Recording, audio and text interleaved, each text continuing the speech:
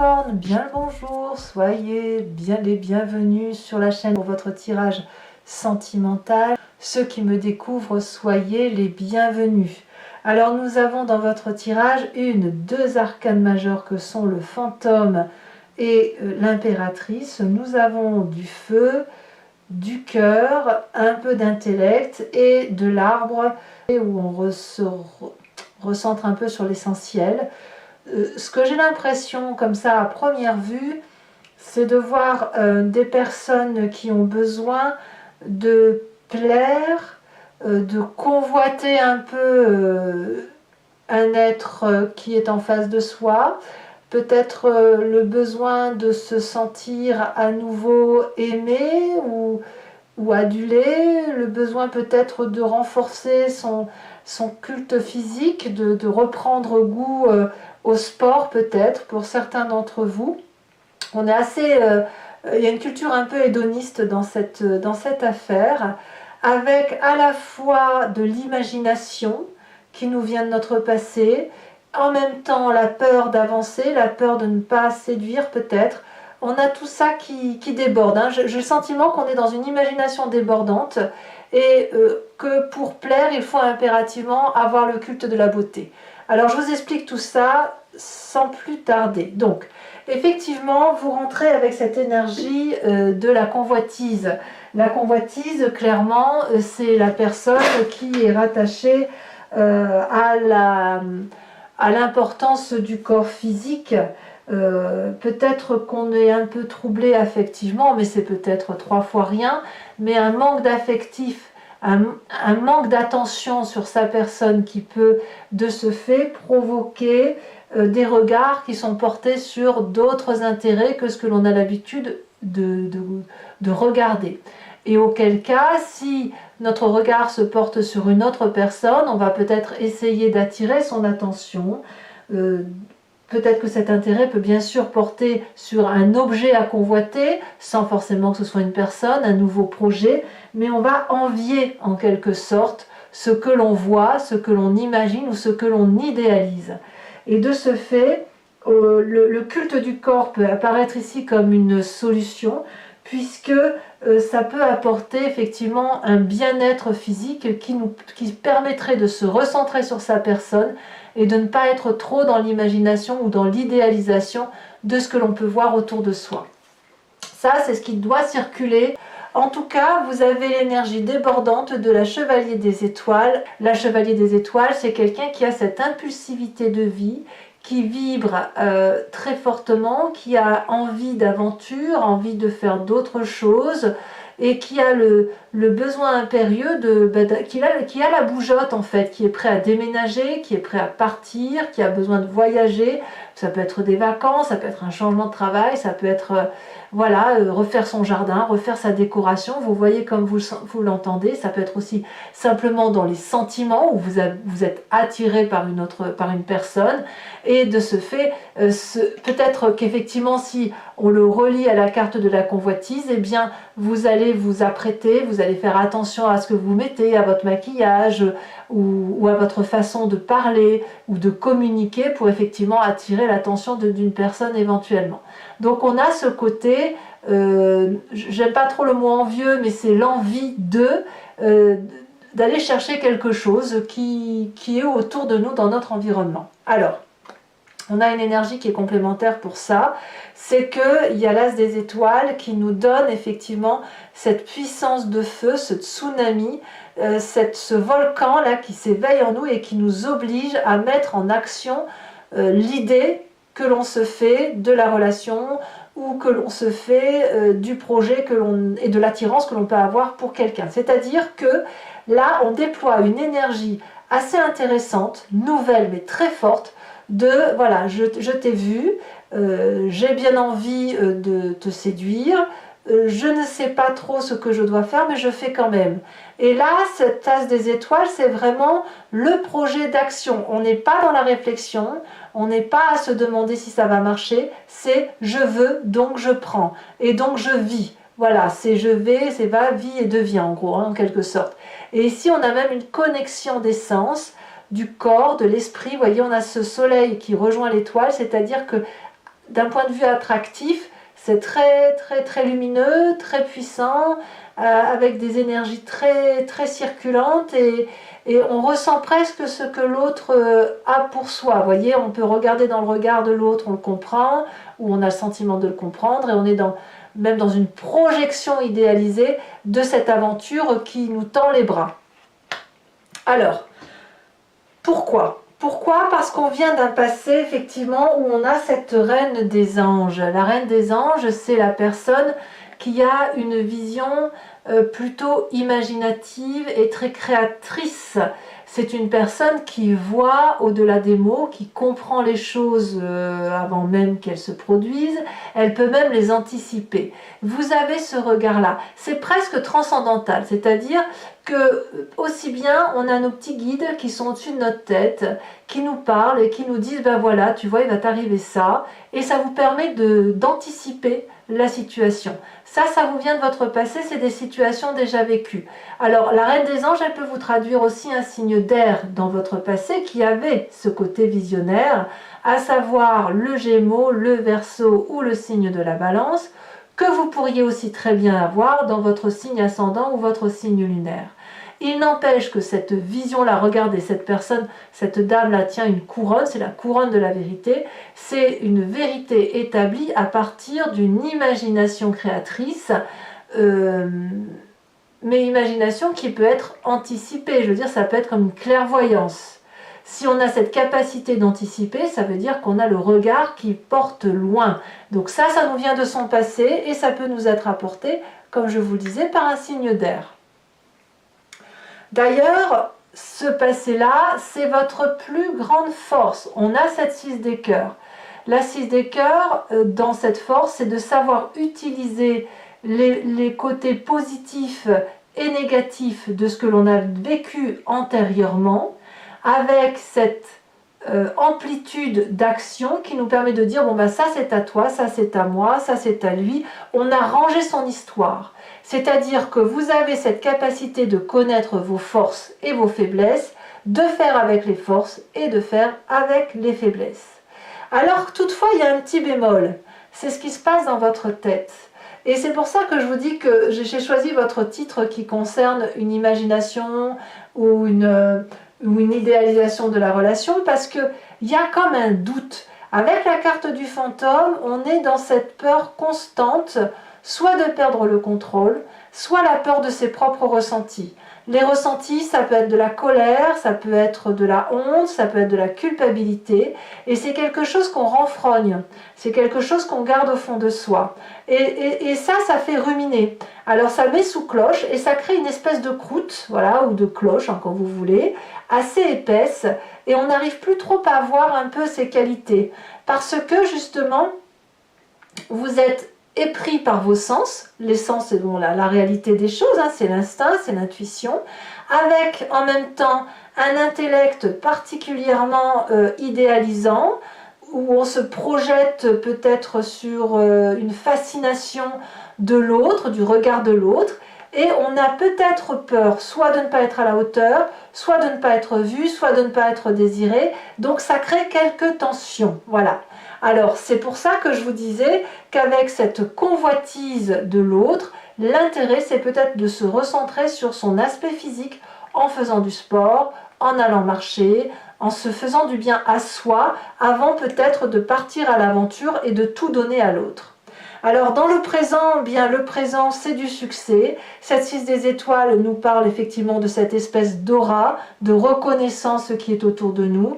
Donc vous plaisez, ça il n'y a pas de difficulté à douter. Et je pense même que vous êtes reconnu dans ce que vous faites. C'est-à-dire que si une personne vous regarde, c'est parce qu'elle a vu votre talent, vos qualités, et que le seul doute qui persiste, c'est celui que vous avez dans votre tête, parce que vous ne mesurez pas les qualités qui sont les vôtres. Alors, on va tout de suite passer sur votre inconscient. Là, vous n'avez pas conscience de ce qui se passe et vous vibrez clairement, fortement sur ce que votre corps vous renvoie comme image. Je vous disais que dans votre état d'esprit, il y a de la peur. Il y a de la peur sous couvert d'une façade qu'on montre à tout le monde de bah tu vu et je vais bien et tout va bien, mais il n'empêche qu'on a toujours des doutes. Ça c'est normal. Mais dans votre inconscient, on a à la fois, même on a tout court, quelqu'un qui est nourricier d'amour. Vous avez besoin de prendre en charge la situation, pas de contrôler, mais plutôt de donner énormément d'amour avec l'espoir que ce soit reçu et qu'on vous en donne en retour. L'intérêt de vous donner cet amour en retour, ce serait effectivement d'avoir moins peur, de moins douter de ses capacités d'attraction, de moins craindre l'avenir dans sa relation, et puis surtout d'avoir cette abondance affective de je t'aime moi aussi, et je t'aime plus que moi, et moi je t'aime plus que toi, et inversement, etc. Je vous laisse idéaliser la situation comme vous l'entendez. À l'intérieur de vous, sans même que vous en ayez conscience, vous accumulez ce don d'amour, vous produisez sans même faire attention que la personne qui va le recevoir en face ne va peut-être pas l'apprécier à sa juste valeur. Parce que vous avez oublié de juger les personnes sur les actes, mais vous les jugez plutôt par rapport à une imagination, à un ressenti, à un comportement transcendantal qui vous vient de votre passé, ça avait marché jusqu'à présent, et puis ben voilà, vous vous êtes construit autour de ça, ou vous avez avancé dans votre vie en fonction de vos ressentis. Et là, votre corps vous dit, ben oui, comme tu as ressenti telle ou telle chose, tu as donné beaucoup, mais tu as donné sans même savoir si c'était reçu en face. Donc il y a un déséquilibre, et ce déséquilibre, il se retrouve dans vos propres peurs, les propres qualités que vous avez, que vous ne voyez plus, et que vous avez tendance à donner. Voilà.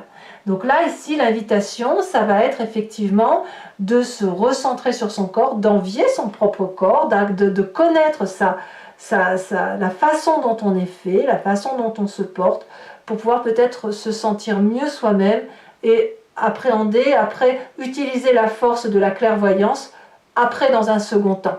D'ailleurs, dans votre défi, on va vous dire de voir cette 5 des cœurs comme étant, c'est la tristesse, le chagrin. Il y a dû avoir quelque chose qui vous a chagriné, qui peut être simplement la résultante d'avoir trop donné, peut-être aussi simplement parce que vous avez vécu peut-être un chagrin, une tristesse, que vous avez vu peut-être, vous avez peut-être rien vécu de ça, mais qu'autour de vous, il y a eu une situation qui vous a accablé plus que l'autre, et c'est comme si vous aviez porté ce poids. Et là, ce qu'on va vous demander, c'est de lâcher ce poids, d'en discuter, de dire à l'autre ou de dire à un ami ce que vous avez vécu qui vous a un peu mis dans ce doute de vos propres capacités.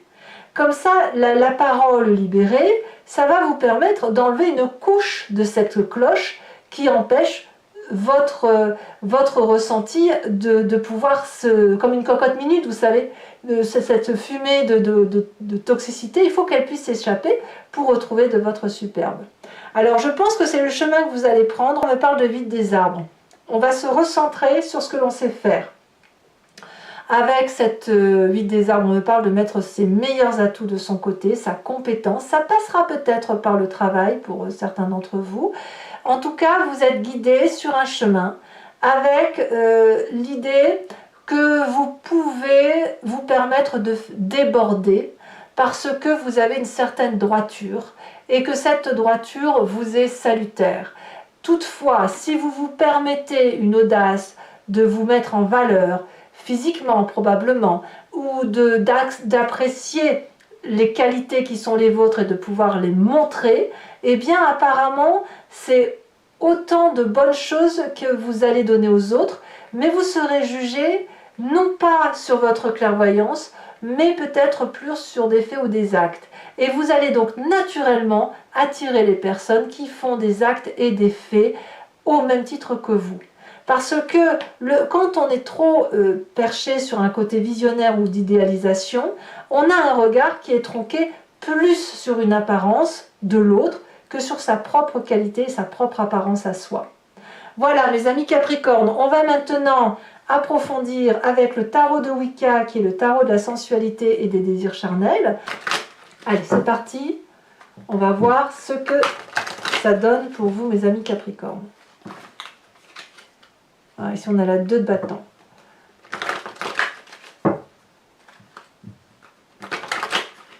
Allez. Alors, qu'est-ce qu'on a sur cette chevalier des étoiles?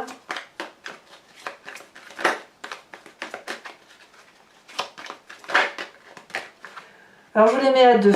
C'est marrant, il y a un autre signe comme ça où il y a eu les deux cartes qui sont sorties, mère de coupe, sage de coupe. Donc, je vous les mets à deux. Des sentiments, les émotions sont très très importants pour vous. Sur cet as des étoiles, on a la 4 de coupe. Certains d'entre vous se sentent seuls. Hein. Vous avez donc sur ce passé avec la reine des anges, on a quand même la transformation. Hein.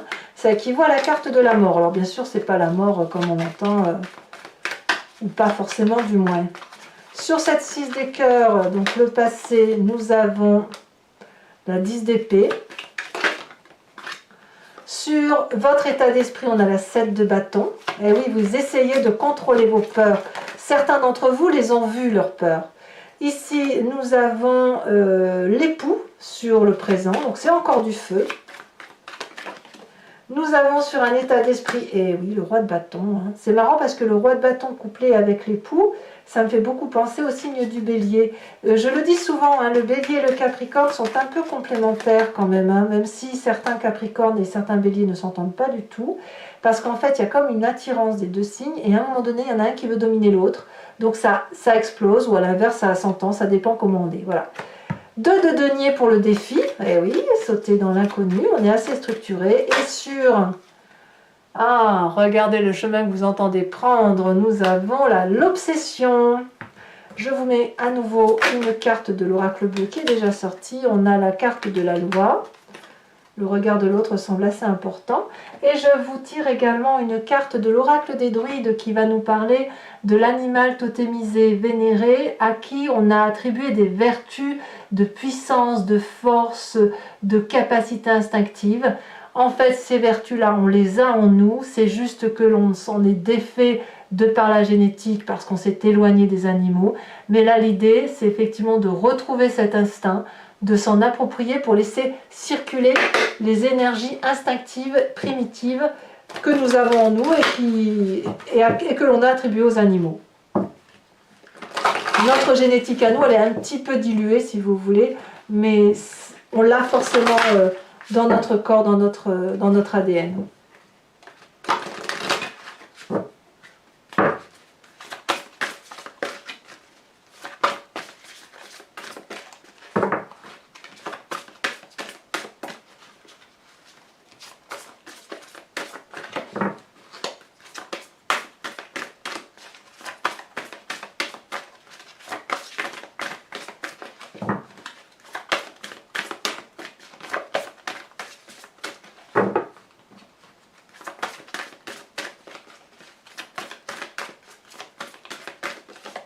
Ah, celle-ci elle se détache, on vous invite à être comme cette vache. C'est assez nourricier la vache. Hein. Voilà mes amis Capricorne, et bien n'hésitez pas à commenter, à liker, à partager, mais aussi à vous abonner pour le soutien de la chaîne. Et je vous dis à très bientôt. Je vous embrasse bien fort, bisous bisous.